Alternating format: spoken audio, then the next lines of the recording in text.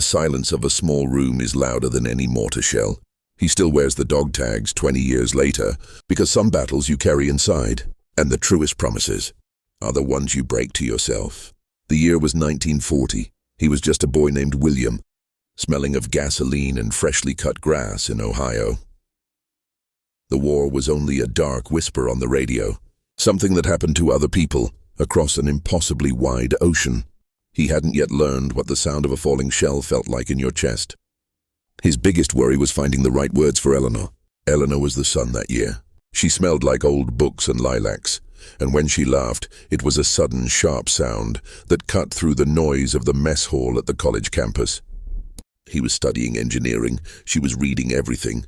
They talked about architecture, about a house they would build someday, not here, not in Ohio, but somewhere with salt air and open windows. They planned a life that was soft, quiet, and predictable, a life the world was already deciding to burn. The draft notice arrived in a plain brown envelope, stark against the lace tablecloth in his mother's dining room. It was the color of dust and finality. He held it, then folded it neatly into the breast pocket of his jacket, close to his heart, before driving to her place. He didn't tell her immediately. They drove down to the old lighthouse, the one they always said was a little bit like them. Sturdy, silent, always facing the coming storm. They sat on the cold stone, the waves hitting the rocks below. He remembered the exact way her hair fell, how the setting sun turned it to rust and gold. He knew then that this was the last pure memory he would ever own.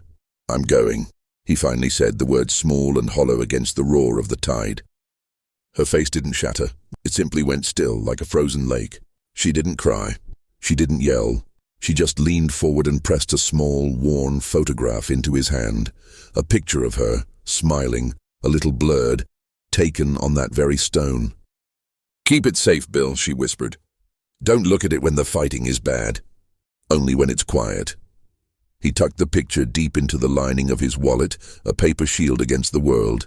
He promised to ride every day, promised he'd come back before the next spring. They sealed the promise with a kiss that tasted of salt and the fear of everything they were losing. He never knew then that the promise he kept the longest would be the one about never looking at the photo during the bad times, because there was never any quiet out there. He traded the smell of gasoline for the damp earth of a foxhole in North Africa. The world shrank to the 6 feet of mud and fear around him. He wasn't Bill anymore.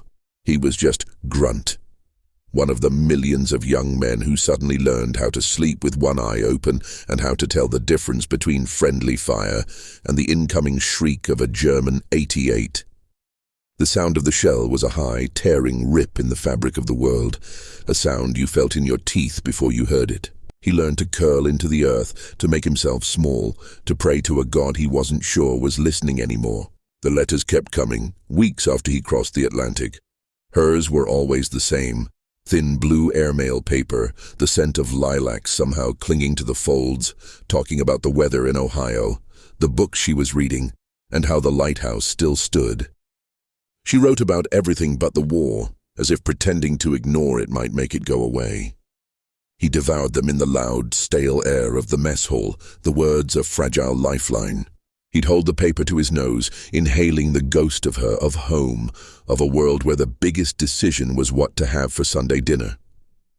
He'd read them once fast for the news, then again slow, to memorize the shape of her sentences, the lilt of her voice he could almost hear through the ink. His replies were censored, clean of any truth that mattered. He wrote about the sand, fine as talc, that got into everything, your boots, your food, the creases of your eyes. He wrote about the food, the monotonous, greasy spam that tasted of nothing and everything. He wrote about the strange silence after a long day of patrol. A silence that was never truly silent, but hummed with 1,000 unseen insects and the distant, ever-present thrum of anxiety. He couldn't tell her about the screams that cut off too suddenly, the mud that swallowed men whole as if the earth itself were hungry, or the vacant faces he saw in the darkness when he closed his eyes. He knew the words would shatter her, and in doing so, they would shatter the only thing that kept him human, the hope of returning to her. So he built a fortress of pleasantries, a wall of mundane details, and signed each letter with a love that was starting to feel like it belonged to someone else. One freezing night, tucked into a slit trench near Kasserine Pass, the cold was a physical presence, seeping through wool and flesh right down to the bone. The air was sharp, smelling of frost and cordite.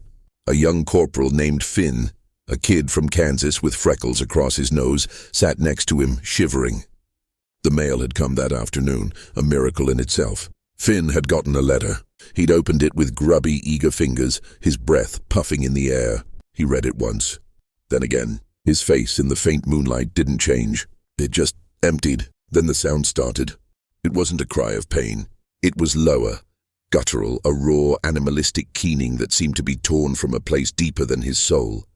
Finn was screaming, his body shaking, the letter crumpled in his fist. His wife was leaving him. For his brother. The words were right there on the page, a different kind of shrapnel.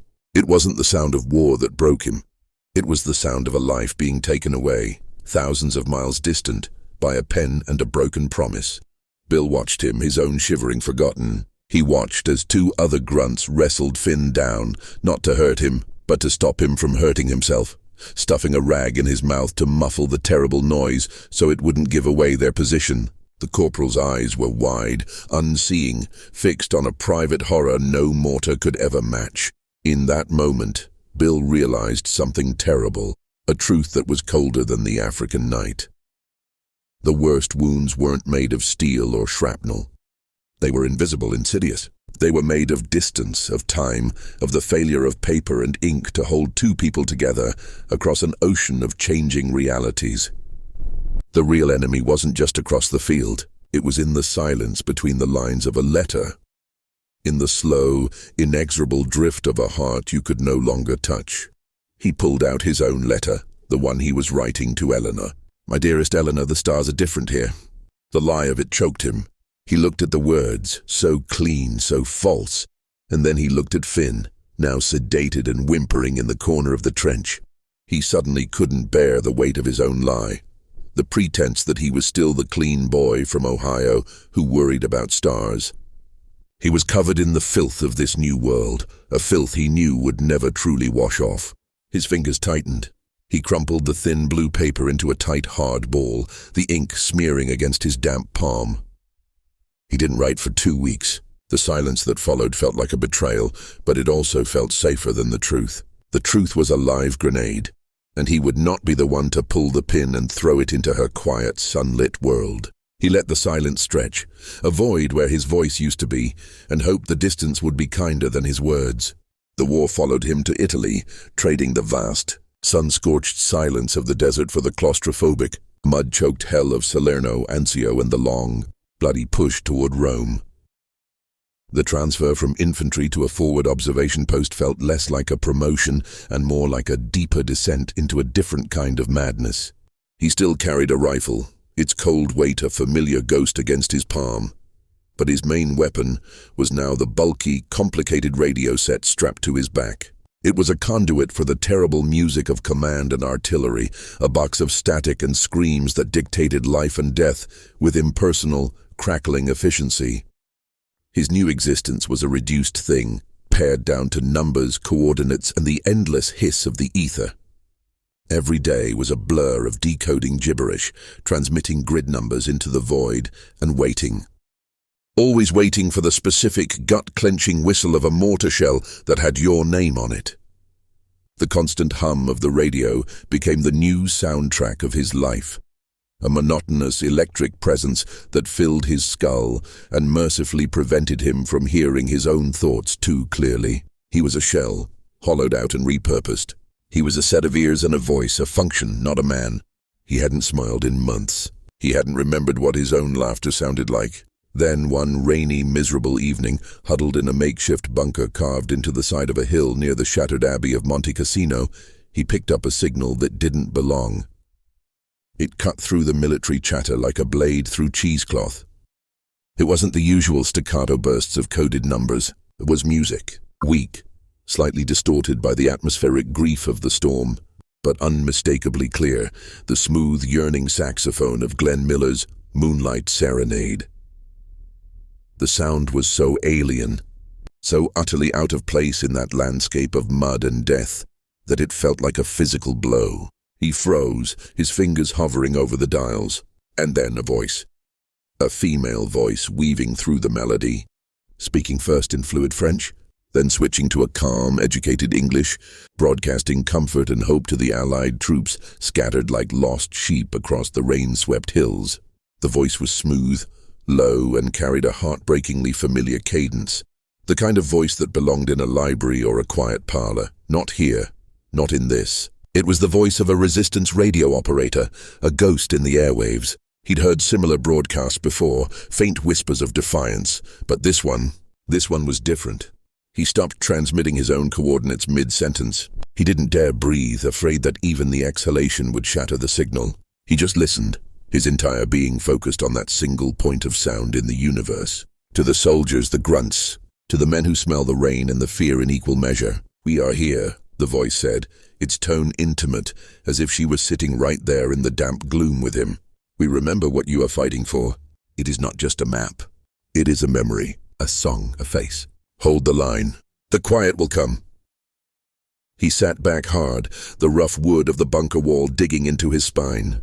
His heart was hammering against his ribs, a frantic, caged bird, a physical pain he hadn't felt since the first time he saw a man die back in Africa. The quiet will come. It was a common enough sentiment, a platitude you'd find on a cheap morale poster. But the way she said it, the cadence, the deep, soulful timbre of the speaker that made it sound not like a hope, but a promise. It resonated in the hollowed-out spaces of him, a tuning fork finding a frequency he thought he'd lost. He listened until the music faded and the signal dissolved back into the war's relentless static. That night and every night after, it became a secret ritual. He would finish his duties, transmit his last report, and then, under the pretense of monitoring enemy chatter, he would search for her. He knew it was a transmission from somewhere in occupied France, or perhaps bounced from a clandestine station in England. The logic of maps and distances didn't matter. He felt with a profound, aching certainty that defied all reason, that the woman behind the static was speaking directly to the ghost of the man he used to be. He started sleeping with the headset on, one ear pressed against the faint crackle, hoping to catch the whisper of her voice threading through the hours of impersonal military code. It was a dangerous habit, a vulnerability, but he didn't care. He had not looked at Eleanor's picture in his wallet for over 6 months, afraid that the broken, filthy thing he had become would somehow stain the image of the perfect, clean-scrubbed girl from the lighthouse. He was protecting her even from himself. But the voice on the radio, the voice asked for nothing. It simply gave. It gave him permission to remember the man who was worthy of that photograph. The man who believed in quiet and in promises and in coming home. In the deep, listening dark, with the rain falling on the Italian hills, he began, tentatively, to remember. He learned her call sign from the other operators, a word passed between the men in hushed, almost reverent tones. Nightingale. She was a legend, a ghost, the rumor of a woman who risked the firing squad to send out music and coded intelligence wrapped in poetry. Some said she was English aristocracy, a duchess in hiding. Others swore she was a French partisan who had seen her entire family executed. Bill didn't care about the myth. The myth was for men who needed a saint. He cared about the woman who spoke the truth. Her voice was the only thing that didn't smell of cordite and decay. Her broadcasts became his compass, a true north in a world spinning off its axis. When the line broke near Monte Cassino and the German 88 screamed in, turning the world into a concussive hell of dirt and splintered stone, he would clamp the headset tighter and hold onto the memory of her voice, the faint promise of "the quiet will come." It was a strange, silent, intimate connection, a bond forged not in the heat of battle, but in the cold, lonely silence after. She was a woman who knew the war's true sound, the sound of a heart stopping, the sound of a promise breaking, and yet she spoke with the soft, unshakable certainty of a peace she had never known. She was selling a future she herself couldn't buy, and he was her most willing customer. He started writing Eleanor again, sitting in the mud with his back against a stone wall, using his knee as a desk. But these letters were different. They were no longer the carefully constructed lies of a boy protecting his girl from the ugliness. They were the simple, painful truths of a man who had forgotten how to lie. He didn't write about the grand offensive or the strategic value of a hill. He wrote about the way the Italian rain felt on his face, clean and cold. He described the sharp, clean smell of the pine trees after a storm, a scent that for a few merciful minutes could overpower the stench of the latrines and the rotting flesh in no man's land. He wrote about the way the moonlight fell on the old Roman ruins near Cassino, silvering the broken columns, the beauty that insisted, stubbornly and defiantly, on surviving the surrounding hell. He was sending her fragments of a world that was still beautiful, because the voice on the radio had reminded him that such a world could still exist. In the quiet hum between transmissions, he found himself wondering what Nightingale looked like. Did she have dark hair or light? Were her hands delicate from holding a microphone, or calloused from digging in the earth for a hidden transmitter? Did she have the same sudden musical laugh as Eleanor? More than her appearance, he wondered if she knew. Did she have any idea how many grunts, how many scared boys turned killers, were carrying her voice in their heads like a talisman, a splinter of light in the overwhelming dark? He was falling in love with a voice, an echo, a courage that seemed so superhuman it felt like a rebuke to his own weariness. It was a love with no future, no face and no weight, the only kind of love he could afford to carry. On frigid, fog-choked night, the air so thick with moisture it beaded on the wool of his uniform, he caught her on a miraculously clear channel. The static fell away and there she was. She was playing Moonlight Serenade, the melody a fragile, aching thing in the vast, indifferent darkness. Then the music faded, and she delivered an urgent, clipped message in rapid French, coordinates and warnings for a local maquis cell. But after the official traffic, she didn't sign off. There was a pause, a soft intake of breath he could hear through the ether, and then a personal sign-off. A dangerous departure from her usual anonymous script. For my friend, the operator in the mountains. You are not forgotten. The sun still rises. Tenir bon, hold tight. Bill's hands, usually so steady on the dials, began to shake. His mountains, his coordinates. She wasn't just broadcasting to the faceless masses anymore. She knew he was listening. She had pieced him together from the scattered dots of his radio signatures, from the specific, desperate loneliness in the air around his frequency. They were two lonely souls, connected by miles of static and desperation, acknowledging each other's existence in the most dangerous way possible. It was an act of incredible recklessness. It was an act of profound humanity. He knew then with a certainty that settled deep in his bones that she wasn't just a voice. She was a person, a woman of flesh and blood hiding in some cellar or attic, perhaps running through a field at that very moment, the cold air burning her lungs, risking the bullet, the torture, the Gestapo cellar just to send him a stranger, a ghost in the machine, a three-word blessing. You are not forgotten. In a war designed to grind men into anonymous, interchangeable parts, it was the most radical statement he had ever heard.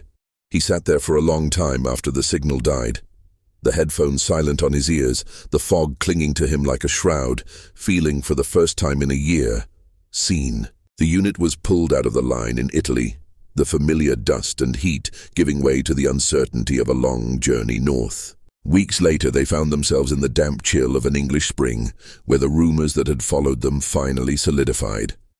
France. They were going to cross the English Channel.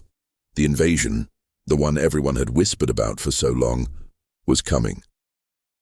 D-Day. The atmosphere in the staging area in southern England was electric, a terrifying mix of adrenaline and quiet, gut-wrenching dread.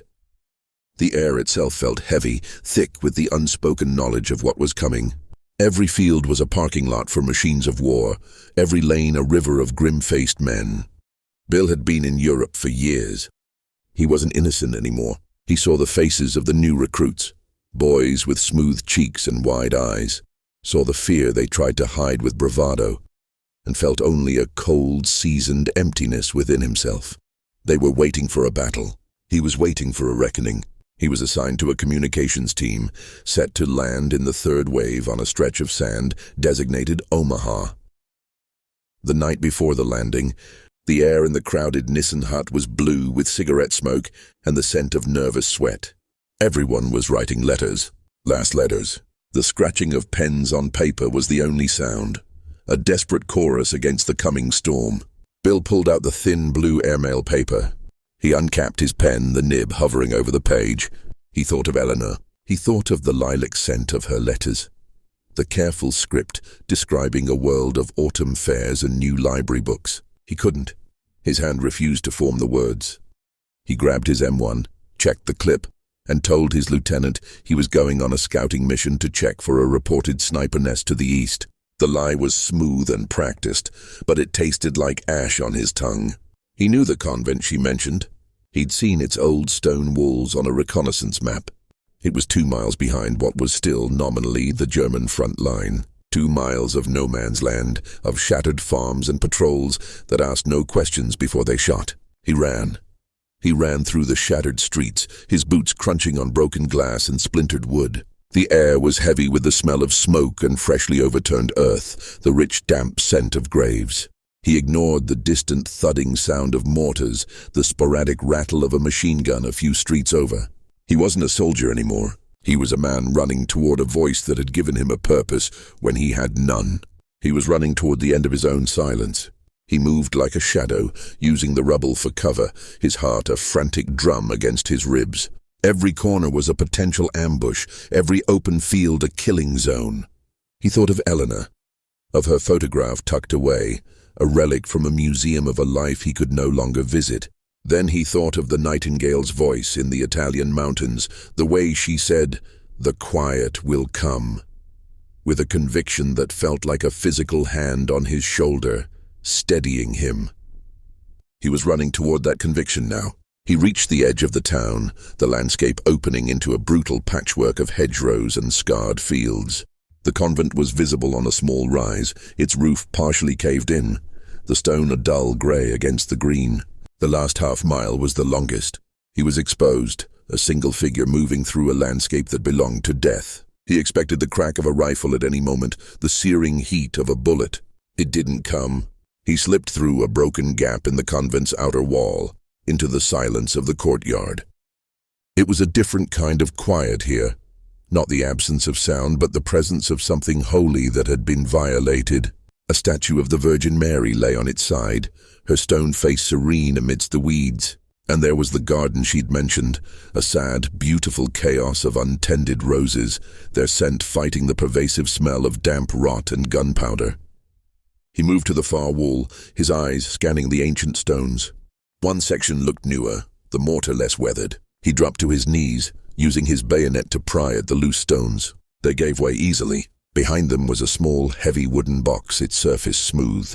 The codes. He tucked it inside his field jacket, the cold, hard weight of it a stark contrast to the frantic beat of his heart.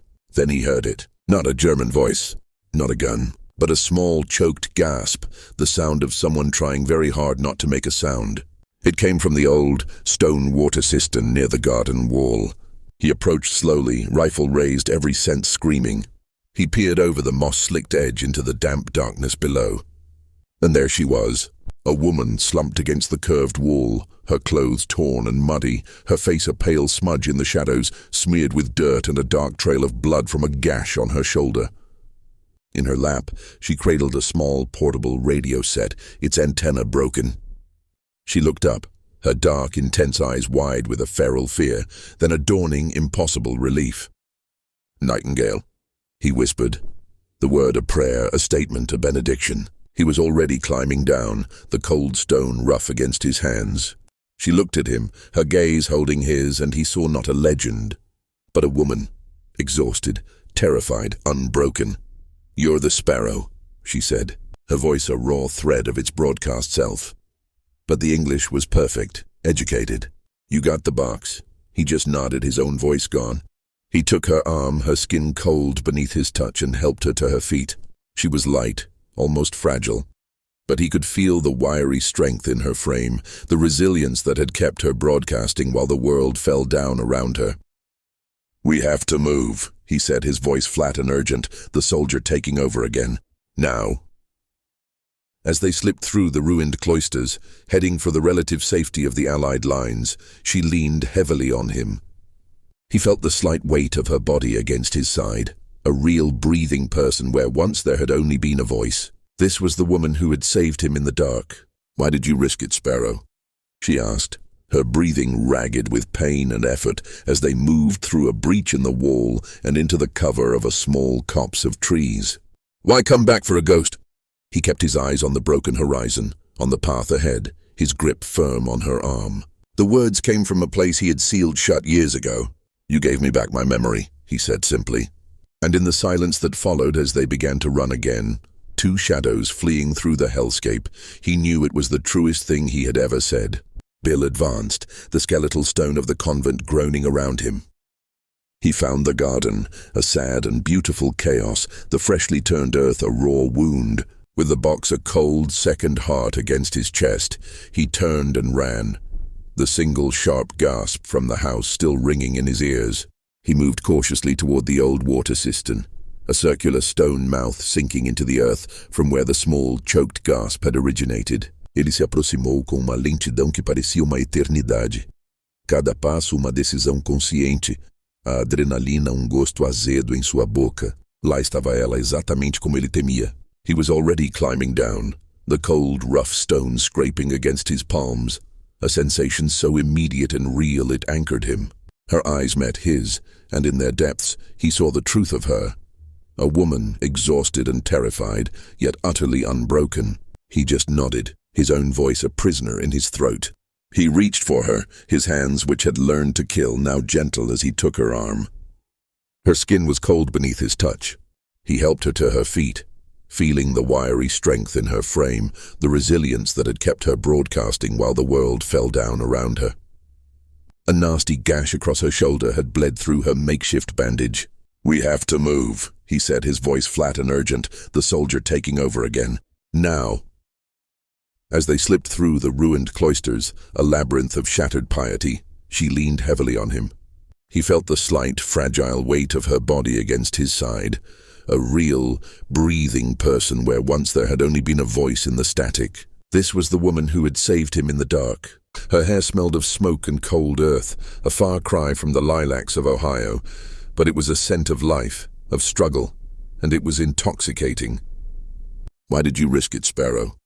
she asked, her breathing ragged with pain and effort as they moved through a breach in the wall and into the scant cover of a small copse of skeletal trees. "Why come back for a ghost?" He kept his eyes on the broken horizon, on the path ahead that promised nothing but more danger, his grip firm on her arm. The words came from a place he had sealed shut years ago, a vault deep within that her voice had somehow picked open. "You gave me back my memory," he said simply. It was the truth stripped bare. She hadn't given him hope. Hope was too fragile, too easily shattered by an .88 shell. She had given him back the memory of what it felt like to be a man, and not just an instrument of war. She had reminded him that beauty could exist in a melody played through crackling airwaves, that courage could sound like a calm, educated voice, promising a quiet that would come. She didn't ask what he meant. Her silence was an understanding, a shared language forged in isolation and fear. They ran, or rather, they moved in a hurried, limping shuffle, two shadows fleeing through the hellscape. They were carrying a secret box that could save lives and a lifetime of shared silent risk that had already saved his soul. The landscape ahead was a patchwork of danger and opportunity. A sunken lane, the skeleton of a burnt-out truck, a field pockmarked with shell craters like the skin of the moon. Every shadow was a potential enemy, every moment of stillness a trap. He guided her, his senses stretched to a breaking point, listening for the telltale crunch of boot on gravel, the mechanical click of a bolt being drawn. He was no longer just Bill from Ohio, or the sparrow from the radio waves. He was a protector, and the woman leaning on him, her breath warm against his neck, was the reason he remembered what that word meant. They were almost to the American lines. Almost. The air began to change, carrying the familiar smells of his own army, oil, damp wool, and the faint, greasy scent of the mess hall. The most beautiful smells in the world. He got her back to the American lines just as the counterattack began, the air splitting open with the familiar, gut-churning symphony of outgoing artillery. For a moment, they were frozen in the chaotic transition. The damp, earthy terror of no man's land giving way to the organized frenzy of their own side. Then men in crisp uniforms were there, pulling Isabel away from him. They were polite, firm. She was a vital asset. To the French, she was a national hero. To the Americans, she was information. A file to be debriefed, a source to be protected. He stood there, the space on his arm where her weight had been now feeling cold and empty.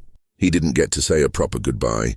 He just watched her disappear into a tent, her head held high, and he was left alone with the smell of her, dirt, rain, and a faint, stubborn trace of lavender. He was reprimanded for going AWOL. The lieutenant's voice was a dry, bureaucratic drone, a sound completely disconnected from the reality of the cistern, the garden, the box. He had nothing left to promise her except a broken body and a ruined soul. He couldn't bring the nightmare he had become, a man who could eat his rations next to a dead man, who could sleep to the lullaby of artillery, back to her quiet Ohio life. The silence was a kinder ghost than the truth, so he wrote a different letter. The only confession he had left in him. He addressed it to Nightingale, unknown receiver. He thanked her. He told her she was the reason he remembered the difference between earth and dust. He told her that in the monotonous hell of the Italian mountains, her voice had been the only home he had. He didn't sign his name, only his rank and a call sign he invented in that moment, plucked from the air. Sparrow. A small, insignificant thing that somehow survives the storm. He sealed the envelope, a final silent testament to the air, and slipped it into his field jacket, intending to leave it behind with his non-essential gear. A piece of his soul he would discard before stepping into the abyss. The crossing was a slow, churning nightmare. The landing craft, a metal box smelling of salt and diesel, pitched and rolled on the choppy water. The air was thick with the smell of oil, vomit, and a fear so potent you could taste it, metallic and sharp on your tongue. The sky to the east was the color of bruised slate, a dawn that promised not light, but fire. The world was about to break open, and they were the hammer. He was sitting with his back against the cold steel, his helmet low over his eyes, the roar of the engines a deafening wall of sound. Around him, men prayed or vomited or stared into a private nothingness. His hand moved instinctively, a muscle memory from a safer time, reaching into the worn leather of his wallet, past the useless francs and the dog tags that felt like someone else's name. He pulled out the crumpled photograph of Eleanor, the one he hadn't dared to look at for over a year. He was afraid the man he was now would somehow tarnish the girl in the picture. The paper was soft at the edges. There she was, smiling, a little blurred, sitting on the cold stone of the Ohio lighthouse, the wind catching a strand of her hair. He stared at her face, at the unlined hope in her eyes, and for the first time he felt not guilt, not regret, but a profound, aching love for the life she represented. A life of quiet mornings and predictable years, a life of peace. It was a perfect, beautiful thing, a museum piece. And he knew, with a certainty that settled deep in the cold hollow of his chest, that he could never touch it again. The boy in that photograph was gone. The man holding it was a relic of a different war. He closed his eyes, the image of her smile burning against his lids. A single tear, hot and shameful, traced a clean path through the grime and salt caked on his cheek. It was done. He had survived the war so far, but he had already lost the peace. He had already chosen the silence of an unknown future over the honest, unbearable noise of the past. The ramp was about to fall. He tucked the photograph away, not back into his wallet, but into a deeper pocket over his heart. A final tender lie, a sacrifice to keep one beautiful thing clean. The ramp fell and the world dissolved into a chaos of screaming metal and churning red water. Omaha Beach was a slaughterhouse. Bill didn't fight. He coordinated. He was a ghost in the machine, hugging the wet sand, the cold channel water lapping at his legs, now the color of rust. The air was thick, a solid thing you had to bite through, cordite, burnt flesh and the coppery tang of blood. His radio, a bulky waterlogged weight on his back, became his entire world. It was a tiny box of static and screaming voices in the middle of a colossal metal maelstrom. He was just a conduit, a nerve ending for the vast, angry brain of the invasion. He lived in a tunnel of focused terror. His mind, the one that had once dreamed of architectural blueprints and a house by the sea, was reduced to a machine processing commands. Forward, left flank, casualty reports. He became the words, the numbers, the coordinates. He learned the intimate grammar of violence, the different whine of a bullet passing his ear, a close whisper, versus the wet, final thud of one finding its target in the man next to him. He didn't think about Eleanor. He didn't think about the Nightingale. There was no room for memory, only for the next breath, the next transmission, the next sliver of life measured in seconds. When the line finally held, and they dug their shallow scrapes into the French earth, the numbness set in. It was a different kind of cold, one that started in the soul and worked its way out. They moved inland toward Bayeux, and the disconnect was its own fresh horror. The landscape was heartbreakingly beautiful. Lush green fields, ancient stone villages with names that sounded like poetry. All of it shattered, violated by the violent, clumsy choreography of the war. It was like watching a beautiful woman with her face beaten in. The silence, when it came, was worse than the noise. It left room for the shaking to start deep inside his bones. In the second week, his unit commandeered a small abandoned farmhouse for a temporary command post. The air inside was still and cold, smelling of old hay and dried blood. Bill found a corner, the stone wall solid against his back, and began tuning his radio, searching for the clean, coded chatter of the Allied frequencies. The dial scratched through the static, a familiar white noise that had been the soundtrack to his war. Then he heard it, a faint, high-pitched strand of interference that wasn't military. It was a ghost in the wire. It was the Nightingale. She was back. Her voice was strained, thinner than he remembered, stripped of its former music. She wasn't playing Glenn Miller. She was reading names, a slow, solemn recitation interspersed with coded number sequences. Names of people in the local French resistance who had been captured, tortured, executed. A roll call of the fallen. Jean-Luc, Martin, Philippe. Each name was a life, a story, a silence where there once was laughter. He could hear the cost in her voice, the slight catch on certain syllables, the breath held a moment too long. He grabbed a message pad, his hands moving on their own, transcribing the grim, necessary information. This wasn't a broadcast of hope. It was a transmission of witness. It was her duty, and now it was his. He worked for an hour, his pencil scratching against the paper, his knuckles white, until the signal abruptly cut out, swallowed by a burst of German jamming. He leaned back against the cold stone, exhausted, staring at the list of French martyrs. The names blurred. The Nightingale was closer now, maybe just across the next ridge, hiding in a cellar, the microphone still warm in her hand. Maybe already surrounded, the Gestapo pounding on the door. He knew that soon the Allied push would break the German lines, and the shadow armies of the resistance would have to surface into the dangerous light. The Nightingale would either be liberated or captured. There was no in-between. He looked down at the list in his hands. It was just paper, but it was everything. He thought of the voice that had pulled him back from the edge in Italy, that had reminded him he was still a man and not just an instrument of death. He thought of the unsent letter in his jacket, addressed to a ghost. This wasn't about love, not the kind you find in storybooks. It was something deeper, more fundamental, a debt, a desperate final need to look into the eyes of the person who had, without ever knowing it, saved the remnants of his soul. To say thank you not with words but with his presence, to become for her what she had been for him, a voice in the static, reaching back.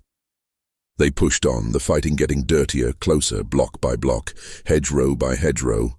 The world had shrunk to the next corner, the next window, the next shallow ditch that might offer a few more seconds of life. Bill's existence was a cycle of static, coordinates, and the metallic taste of fear. He kept his ears open, the heavy headset a permanent fixture, monitoring all frequencies, legal and otherwise, desperate for the one signal that didn't belong to the war.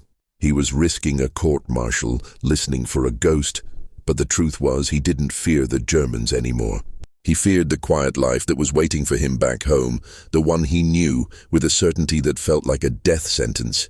He could no longer live. The man who belonged in that life had been left in a foxhole in North Africa. He found her signal 3 days later. They were holed up in the cellar of a bombed-out bakery in a small, nameless town. the scent of rotted flour and cordite a sickly perfume. The town was a graveyard of brick and memory, dominated by the skeletal remains of a church tower, its cross bent against the grey sky. The transmission was weak, a thread of sound in the chaos, almost a whisper and full of frantic static that cracked like small arms fire. Sparrow, if you are listening, the package is compromised. The codes, they are in the wall of the old convent, near the garden. Hurry, they know who I am now. The code name, Sparrow. The air left his lungs. She had received his unsent letter, the one he'd written on the eve of the invasion, the confession he'd left behind like a guilty secret. Or perhaps she had intercepted his coded traffic, pieced together his personal call sign from the ether. It didn't matter. The how was irrelevant. The result was everything. She had reached out. To him, the message wasn't just a signal. It was a plea, a direct line from a ghost who was about to be made flesh by the Gestapo. He didn't hesitate. There was no debate, no calculation of odds. The charges were dropped because of the codes. The transaction was complete. His insubordination for her intelligence. He went back to the front, back to the mud and the static, but the map of his world had been redrawn. He was no longer just an operator. He was now the man who had seen the Nightingale. He carried the memory of her face, the sound of her ragged breath, as his last perfect secret. It was a quiet, solid thing inside him, a talisman against the noise. 2 weeks later, the order came down. He was to escort a high-value asset to Paris. They didn't give him a name. They just gave him a jeep, a full tank of gas and coordinates. When he saw her being led toward the vehicle, something tight in his chest finally loosened. She was alive. She was clean. Her name was Isabel.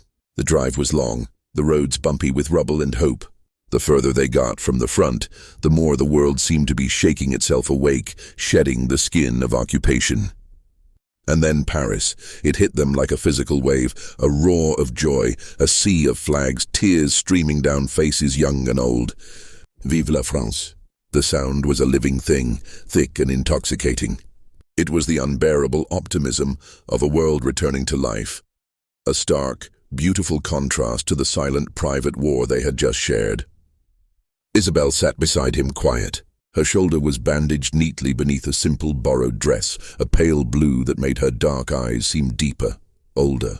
She was beautiful, but hers was a beauty that had been carved by hardship.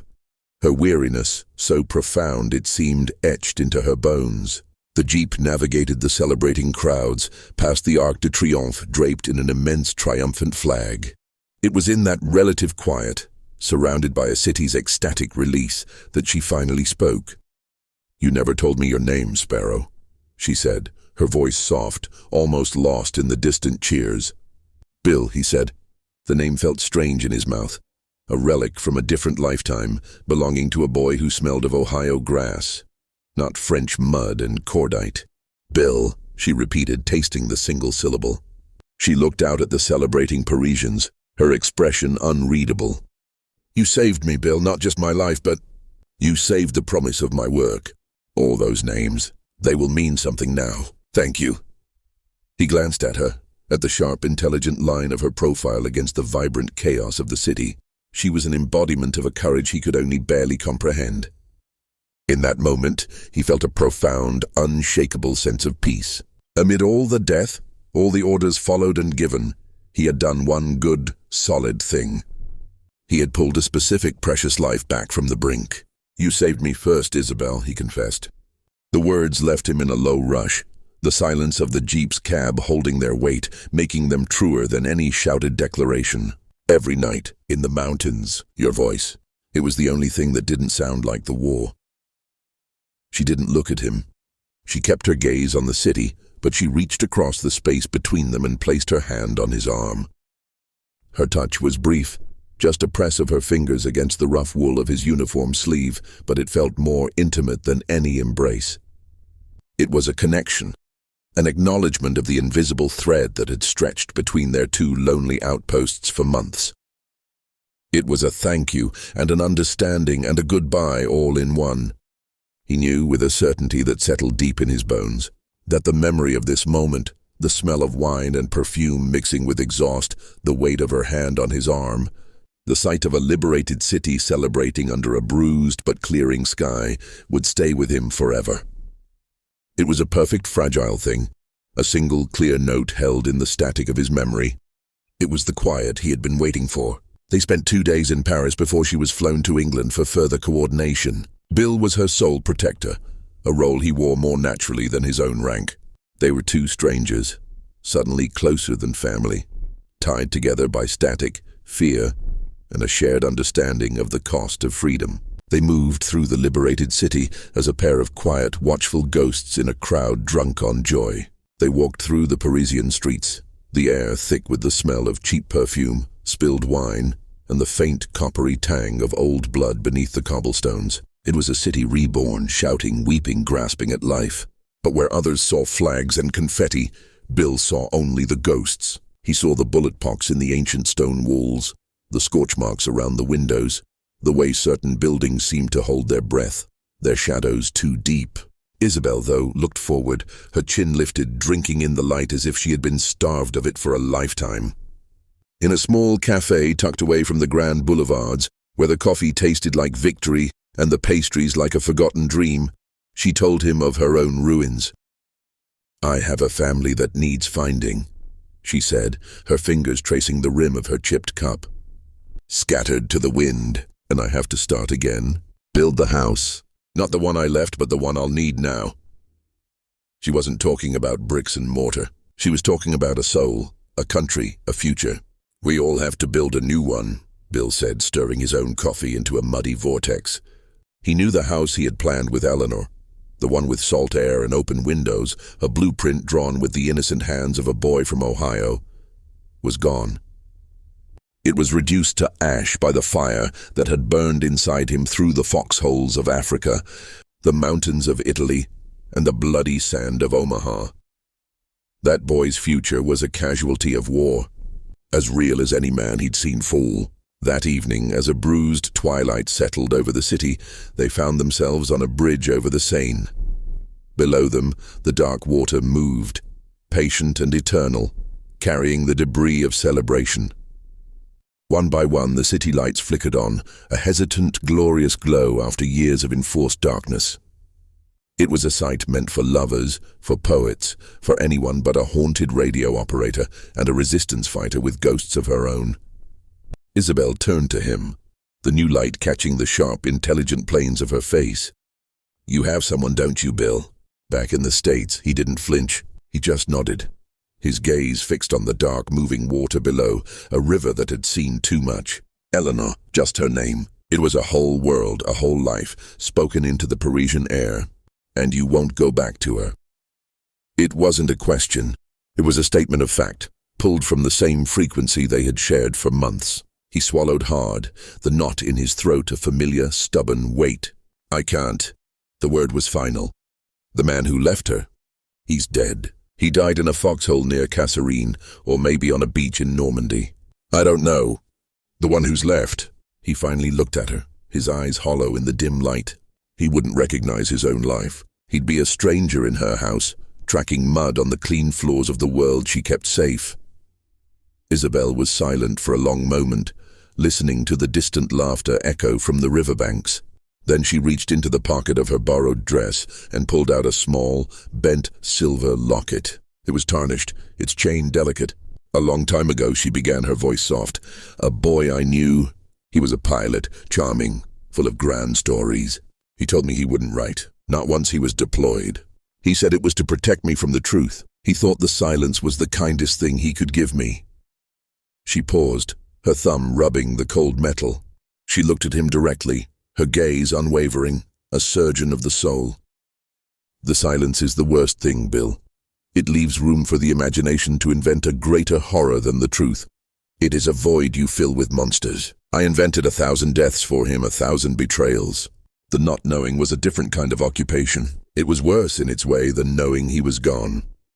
She didn't tell him what happened to the boy. She didn't say if his plane went down over the channel or if he simply found another life. She didn't have to. The look in her eyes, the profound, weary understanding, the shared, intimate pain, said everything. She knew the precise selfish cost of his silence, the arrogance of his self-sacrifice, because she had paid the price for it in another life, with another boy. She had been the one waiting, inventing the monsters in the quiet. And in that moment, on a bridge in a city finally free, Bill understood that his noble lie was the cruelest promise he had ever made.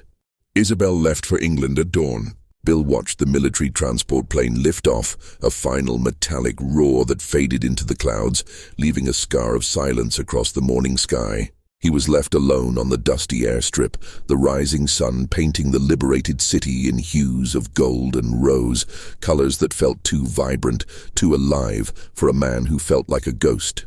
The silence in his ears wasn't peaceful. It was the ringing aftermath of an explosion. The hollow core of a confession finally spoken aloud. He had admitted his own death to another human being. He went back to the jeep, the metal seat hot against his legs. His mission was complete, the box delivered, the asset secured.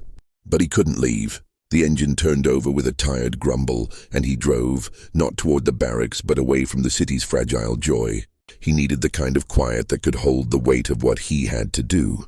He drove aimlessly for an hour, the cobblestone streets giving way to dirt roads, until he found a place that felt real, a cemetery. It was an old place, a sanctuary of French dignity and silence. Weathered stone crosses and marble angels stood sentinel over rows of neat, somber graves. Here the war felt distant, absorbed into a longer, more patient history of loss. He parked the jeep and walked, his boots crunching softly on the gravel path, the sound absurdly loud in the stillness. He found a quiet corner sheltered by a cypress tree, near an old marble angel whose face was worn smooth by a century of rain. Her stone hands were clasped in prayer, her wings folded as if tired from centuries of watching. He sat on the damp grass, his back against the cold marble, and pulled out his wallet. The leather was soft and stained, a map of every foxhole and landing craft. From its deepest fold, he retrieved the thin, creased photograph of Eleanor, the girl from the lighthouse. Her smile was a blade of sunlight, innocent, untouched by everything he had seen and done.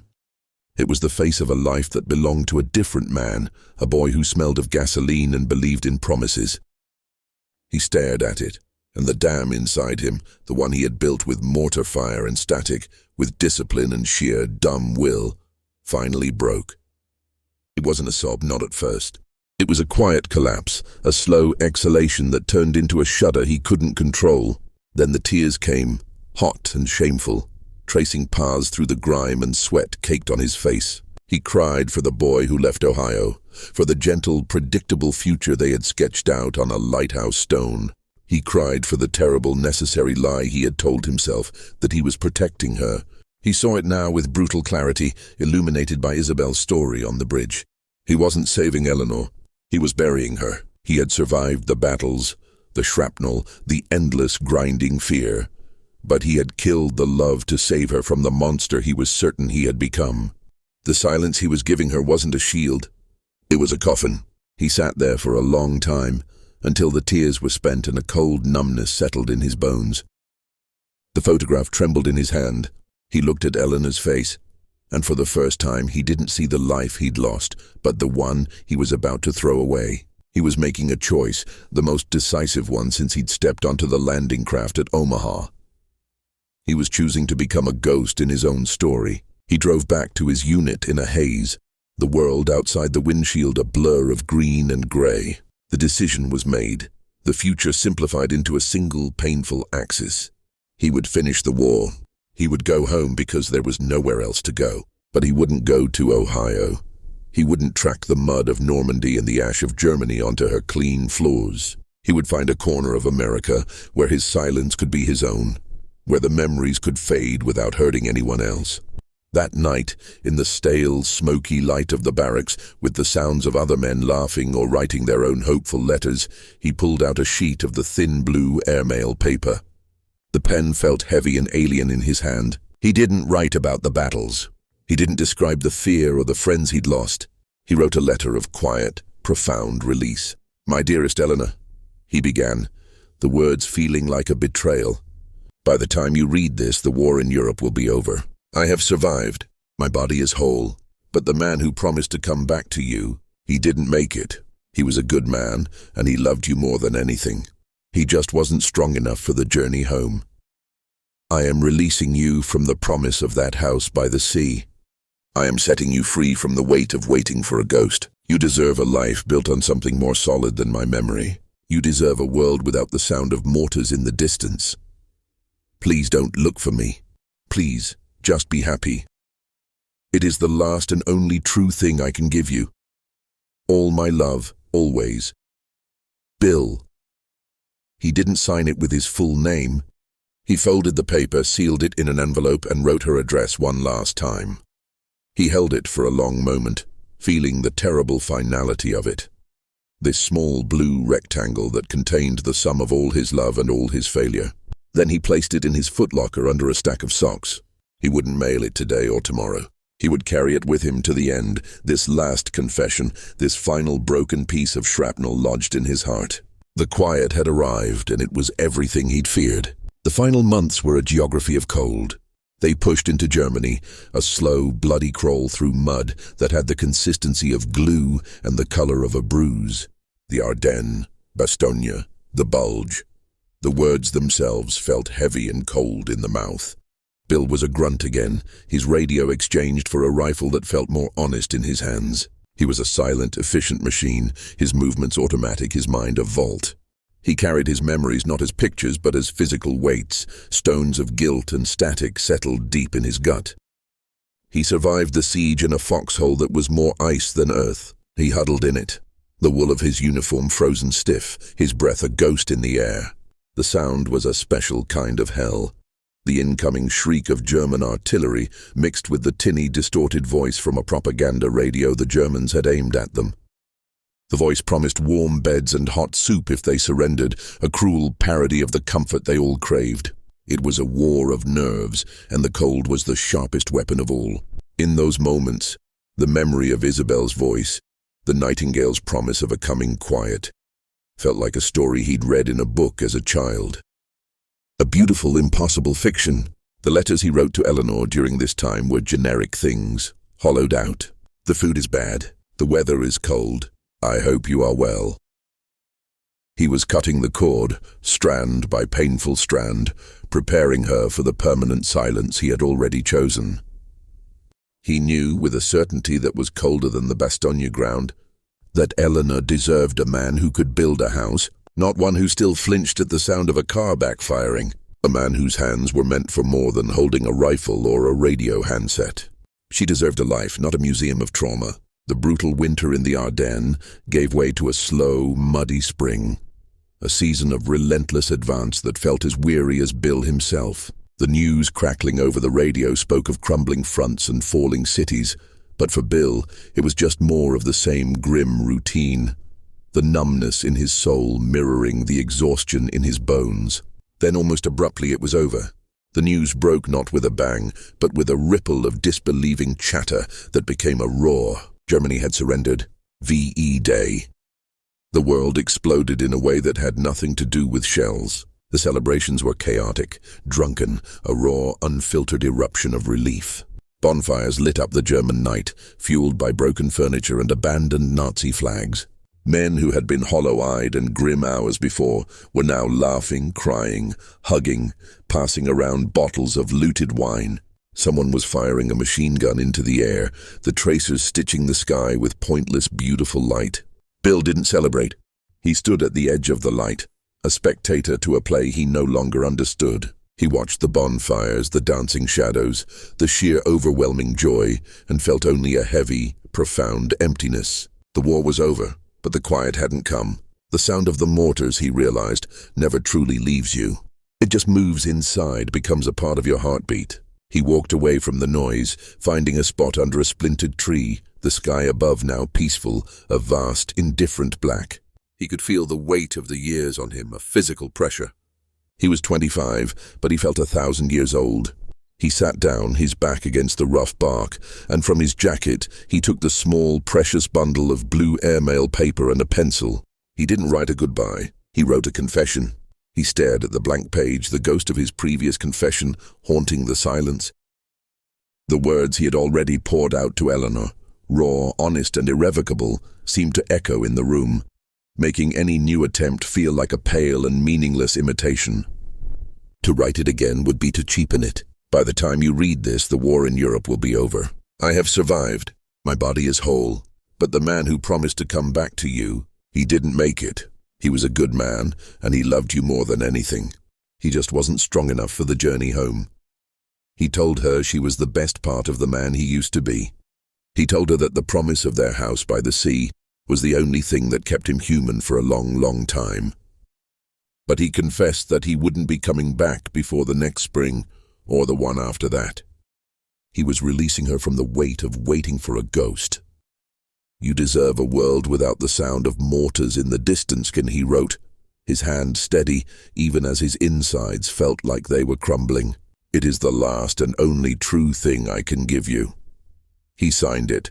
All my love, always Bill. He folded the paper, the crease sharp and final. He sealed it in an envelope and wrote her address in Ohio one last time, each letter a small, painful incision. He held it in his hand, this small blue rectangle that contained the sum of all his love and all his failure. It felt heavier than his rifle, heavier than the entire war. But he didn't mail it. He couldn't. To walk to the mail truck, to hand this piece of his soul to a cheerful, celebrating clerk, to deliver this final, brutal truth on the day the whole world was rejoicing. It felt like the cruelest act of all. It would be like throwing a stone through the window of a house where a party was just beginning. So he slipped the letter back into his pocket, a secret shard of the war he would carry into the peace. The celebration around him continued, the sounds of laughter and song drifting through the night. But for Bill, the only sound was the one inside him, the long, silent echo of a promise breaking, a sound he knew he would carry for the rest of his life. The war was over for everyone else. For him, it had just found a new, quieter battlefield. He returned to the United States months later, not on a triumphant parade ship, but on a silent medical transport. The ship wasn't for the visibly broken, but for the quietly shattered. He wasn't physically wounded, but he was carrying a kind of wound that had no bandage, a hollowed-out space where the boy from Ohio used to live. The cheers from the piers were a distant muffled noise, a celebration for men who were coming home. He felt like a ghost returning to a world that had already buried him. He went immediately to the West Coast, to a small coastal town in California, a place with salt air and open windows. The place he and Eleanor had talked about in a different lifetime, under a different sun. He rented a small room with a view of the Pacific, not the gentle Atlantic of their dreams. The ocean here was colder, wilder, a vast and indifferent force that suited the new geography of his soul. He found a job, not in engineering, but as a maintenance man for a local radio station. He liked the static, the hum of the vacuum tubes, the predictable low-level noise that filled the spaces where his thoughts used to scream. It was a sanctuary of controlled sound. He lived a life of quiet anonymity, a ghost in his own country. He saw his parents once, a difficult, painful visit where he spoke in clipped sentences, a military report on a life he could no longer describe. They noticed the change in his eyes, the way he flinched at the backfire of a car, the way he always sat facing the door, his body a permanent forward observation post. They didn't ask. The silence in their tidy living room was a third presence, heavy with everything they were all too afraid to say. He never called Eleanor. He never wrote. He had given her the silence, the worst thing, to spare her from the truth. He told himself it was the last act of love, a final sacrifice. He was the mortar shell that had landed and failed to detonate, and he would not risk her stepping on him years later. One rainy Saturday, the sky the color of wet wool, he was in the old radio station archives, cataloging ancient transcription discs that smelled of dust and vinegar. His fingers, which once calibrated artillery coordinates, now gently handled these fragile black platters. He picked one up, dated 1944, marked simply in faded white ink. Allied Forces broadcast, unofficial source, France. He carried it to the heavy turntable in the production room. The green felt worn thin by 1,000 forgotten songs. He lowered the needle. It crackled to life, a sound as familiar to him as his own heartbeat. Then the music, Glenn Miller's Moonlight Serenade. The melody was a ghost itself, slipping out of the speaker and wrapping around him in the dim light. And then the voice, Isabel, the nightingale. Her voice, clear as a bell, yet strained with the same tension he remembered, speaking to the grunts about hope and the coming quiet. He listened, his hands sweating, the memory of the cistern and the cobbled streets of Paris flooding his mind. He could smell the damp stone, feel the fragile weight of her against his shoulder as they ran. But then, at the end of the disc, just before the fade-out, a section he had never heard before. A personal sign-off, a dangerous intimacy smuggled through the airwaves. Her voice soft and impossibly close, as if she were speaking only to him in that California room, and to the one who walks by the sea in Ohio. The air left his lungs. He gripped the edge of the table. I never stopped believing in the architect we were building together. The war may have changed the man, but it can never erase the house. Write the letter, Bill. Give the one you love the chance to choose. The needle hit the run-out groove. Click, click, click. A monotonous hammer against his skull. The one who walks by the sea in Ohio. He had confessed his feelings of brokenness to Isabel on a bridge in Paris, the name Eleanor hanging between them like a prayer. He had told her about the house, the plans, the lighthouse. And Isabel, the nightingale, the woman who knew the cost of silence better than anyone, had not offered him solace. She had issued a command. He sat there in the silence of the archives for what felt like an hour, the rain streaking the window like tears on a dirty face. The revelation wasn't a comfort. It was an indictment. Isabel had known Eleanor. The memory, hazy and pushed down, surfaced. A line from one of Eleanor's later letters before he had stopped writing. I met a fascinating woman who came to speak at the college. A French refugee. Her name was Isabel. They had met. They had spoken. The two poles of his war-torn heart had connected in a world he had left behind. Isabel hadn't just been a voice in the static. She had been the bridge, and she had seen through his decision to be a silent martyr. She had recognized the quiet arrogance in it, the selfishness of a man who thought his damage was too profound for a woman's love to mend. Give her the chance to choose. He had taken that choice from Eleanor. He had handed her the silence, the worst thing, and called it a gift. He stood up, the chair scraping loud in the quiet room. He walked out of the station, not running like he had in France, but with a slow, deliberate purpose. The rain cooled his face. He drove to a small stationery store and bought the thinnest blue airmail paper he could find, the color of a promise he had once made on a cold stone lighthouse.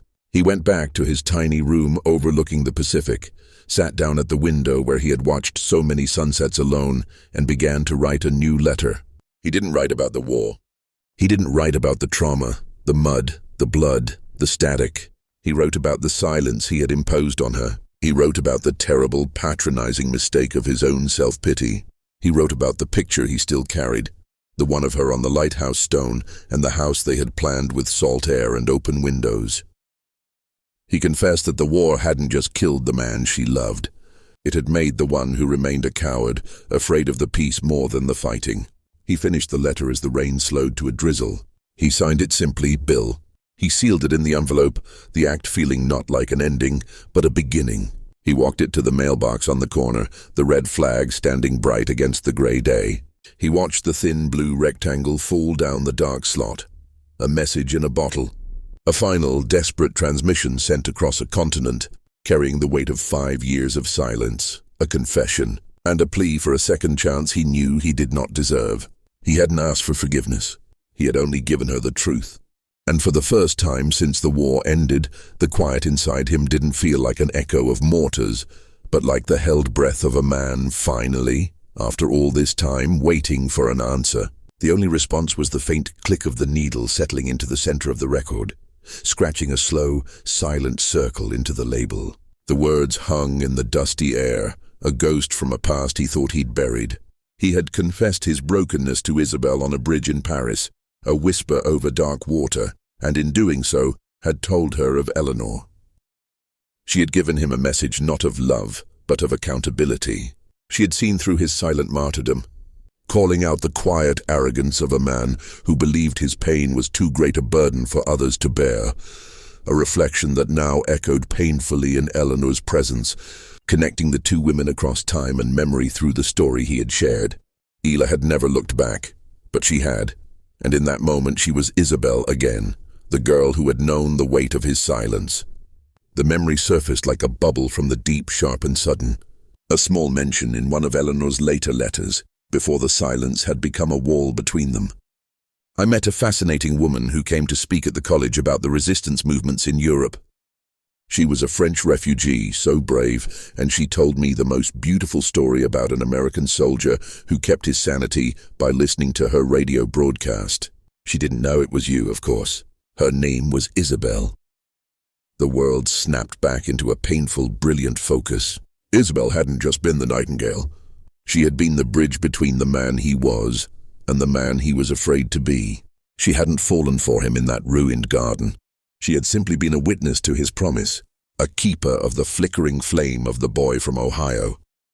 She had heard his story from Eleanor's own lips, had seen the blueprint of the life he was so ready to abandon, and she had carried it with her back into the war. Her final broadcast wasn't just a message of hope. It was a targeted strike against his self-pity. He drove to a small stationery store, its bell a lonely chime, and bought the thinnest blue airmail paper he could find, the color of a promise made on a cold stone lighthouse a lifetime ago. Then back in his tiny room overlooking the Pacific, he sat down at the window where he had watched so many sunsets alone, and began to write. His hand was unsteady. He didn't write about the war. He didn't write about the trauma, the mud of Anzio, the metallic taste of fear on Omaha Beach, or the endless humming static. He wrote about the silence. He described it not as an absence of sound, but as a presence. A third person in the room, a weight on his chest that grew heavier with every letter he didn't send. He wrote about the terrible, patronizing mistake of his own self-pity, the arrogance of believing he alone could carry the burden of what he'd become. He told her about the picture, the one he still carried, the paper soft and worn at the edges from his desperate, guilty fingers. He described the house they had planned, not with the grand architectural terms he'd learned in college, but with the simple, aching details, the salt air, the open windows, the way the light would fall on a wooden floor in the late afternoon. He confessed that the war hadn't just killed the man she loved. It had made the one who remained a coward more afraid of the peace than he ever was of the fighting. He finished the letter as the light began to fade, the Pacific turning to slate. He signed it simply, Bill. Not William, the boy she knew, but Bill, the grunt, the man marked by the war. He sealed it in the envelope, the act feeling not like an ending but a beginning, a surrender more profound than any he'd made in the war. He walked it to the mailbox on the corner, the red flag a bright, almost violent slash of color against the gray twilight. He held the envelope for a moment, feeling the flimsy weight of it. This thin blue rectangle that carried the density of 5 years of silence, a raw confession, and a desperate plea for a second chance he was certain he did not deserve. He hadn't asked for forgiveness. He had only given her the truth, the whole unvarnished truth, and the right to choose her own ending. He released it, watched it fall down the dark slot into the unknown, and for the first time since the war ended, the quiet inside him didn't feel like the echo of incoming mortars. It felt like the held breath of a man who, after all this time, had finally stopped running and was simply, terribly, waiting for an answer. The hum of the distant highway was just the hum of the world turning. The crash of the waves was just the ocean, and the voice in his head was finally blessedly his own. 2 months passed, marked not by days on a calendar but by the slow, grinding erosion of hope. Bill settled into the quiet routine of the radio station, a ghost moving among the living. He catalogued reels of wire recordings, the static hiss a constant companion. He waited for a silence that would never come, a final, definitive answer to the question he had mailed into the void.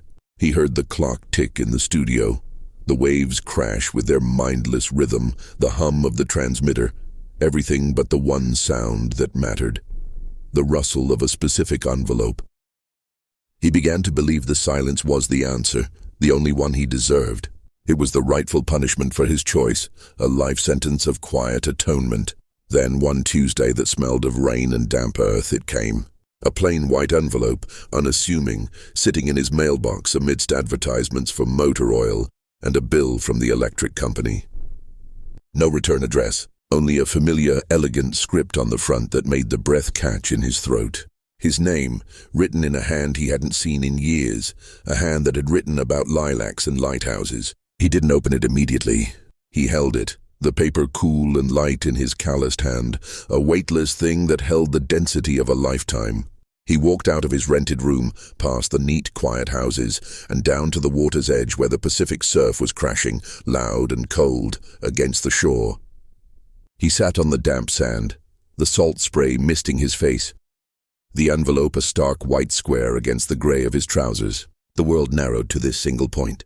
This was the moment before the storm, the quiet before the verdict. He could still turn back. He could pocket the letter unread and let the mystery be his companion. But he was done with hiding. With a slow, deliberate motion, he tore the envelope open. The sound was sharp, a small violence in the ocean's roar.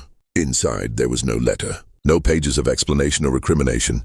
Only the old, slightly bent photograph of Eleanor, the one he had carried in his wallet through the mud of Africa and the snow of Bastogne. The girl on the cold stone, her smile a relic from a world before the fall. He turned it over. The thin, fragile paper was now covered in Eleanor's handwriting, the ink a deep, sure blue, filling every available space. Bill, the house is still standing. The architect has been waiting for the builder. I chose the truth. The key is under the same stone. Come home. He read the words once. Then again. He looked up from the photograph, the salt air stinging his eyes, but the tears wouldn't fall. They were there, a pressure behind his eyes, but they felt clean, not like the acid tears of the foxholes. He felt a profound, gentle shift inside him, a tectonic settling of some deep internal fracture. A heavy weight, one he had carried for so long he'd forgotten it was there, began to lift from his shoulders. The quiet had finally come, not the silence of abandonment, but the quiet of a decision made, a path cleared. He stood up, brushing the sand from his trousers, a soldier's habit. He looked out at the vast, impersonal ocean, the same water that had carried him to war and brought him back broken, and he realized a simple, staggering truth. The war had taken his innocence, but the truth, that terrifying, naked thing he had finally sent to her, had given him back his humanity. The love hadn't been lost. It hadn't been blown apart by mortars or buried in the mud.